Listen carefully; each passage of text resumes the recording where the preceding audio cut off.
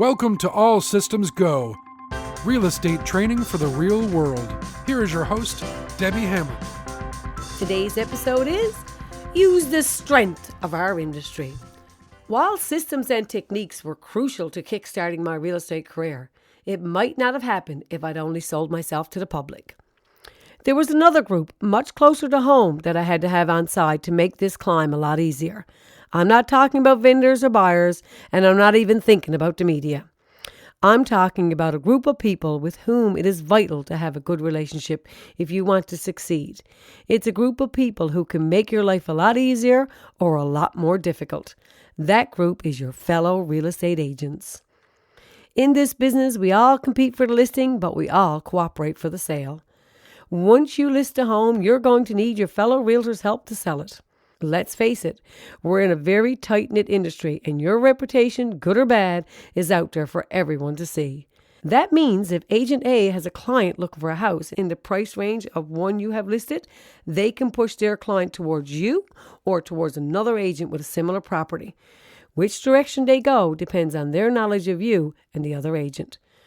How you've done business with them in the past, how you treated them, and how you dealt with them as fellow professionals will determine how and if they deal with you. Over the course of my career, I've dealt with hundreds of multiple offer situations for properties I had listed. Hundreds. Many times the offers were identical. I would make my decision the same way I made every real estate decision. What was in the best interest of my client? I would guide them towards the agent who would get the deal closed in the fastest time with the least amount of headaches. That meant an agent who replied promptly to emails, would have the paperwork completed correctly, and who had done their homework on their clients so no nasty surprises popped up. In short, I always chose the agent who was the most professional. Who wouldn't? You can mark it down that the same as I had to choose between two or more agents with the same offer, agents will have to choose between you and other agents on some deals. So how do you make choosing you the easy choice?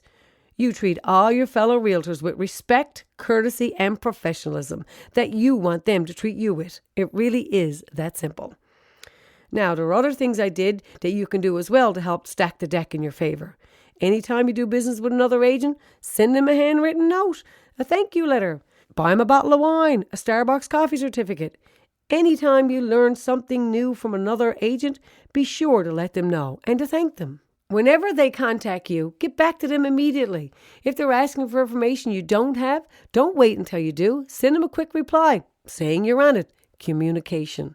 If you show a client a competing realtor's listing, let the realtor know how the showing went as soon as you can. We all know what it's like to have anxious vendors. They want to know how the showing went. Wouldn't you? Yet many times I find myself contacting the realtor time and time again to get an update. Be ahead of the game. Inform the listing realtor immediately. It's the respectful thing to do. These are simple, easy courtesies we can all extend to each other. Most of it has to do with the basic communications. You should treat the agent you deal with as another opportunity to sell yourself and to set yourself apart.